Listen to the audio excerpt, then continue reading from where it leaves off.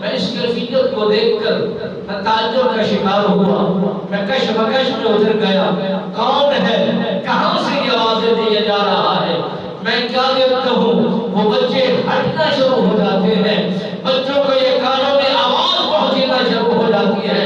اے بچوں ہٹ جاؤ، تمہارے درمیان اور اولیاء کاملین آ چکے ہیں، اور اولیاء اماموں کے اور اولیاء کاملین کے یہ امام آ چکے ہیں، ان کے لیے جگہ کو کشادہ کر دیا جائے، جگہ کی ان کے لیے جگہ بنا دی جائے۔ حضرت شیخ عبدالقادر جیلانی سرکار فرماتے ہیں بیٹھ گیا، استاد نے پڑھایا، میں نے پڑھا،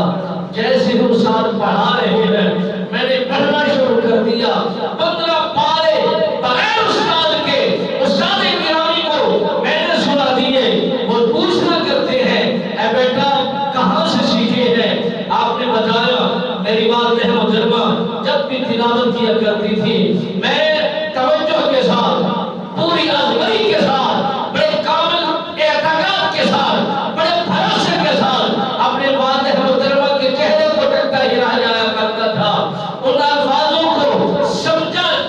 یہ کرتا تھا، اور وہ گھر کر میرے دل کے اندر وہ بیٹھ گئے ہیں وہ جملے، وہ قرآن کی تعلیم جن کو میں نے محبت کے ساتھ سنا، جن کو میں نے گئے اور وہ گھر کر گئے ہیں، اور میرا دل اتنا ازبر ہو چکا ہے۔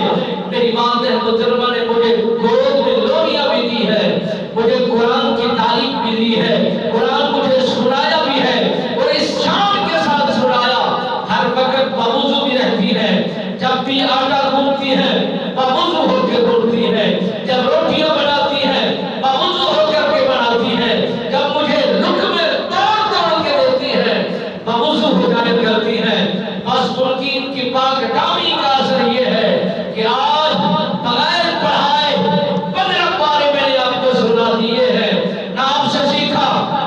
نہ آپ نے مجھے سکھایا، یہ میری ماں کی تربیت کا اثر ہے، پاک کمال اثر ہے، اسی کے اندر حیا ہے، اسی کے اندر شرم ہے، اسی کے اندر صداقت ہے، اسی کے اندر بہترین اعلیٰ ذکی ہے۔ میرے آقا نامدار صلی اللہ علیہ وآلہ وسلم سرکار کے اس غلام مرد مجاہد نے بتایا، مجھے اس وقت یہ معلوم ہوا کہ میں ولی بھی ہوں، میں ولی گر بھی ہوں، کامل بھی ہوں، ازبر بھی ہوں، نگاہ میں کمال بھی رکھتا ہوں، زبان میں اثر بھی رکھتا ہوں، میں شیخ عبدالقادر جیلانی کے لقب سے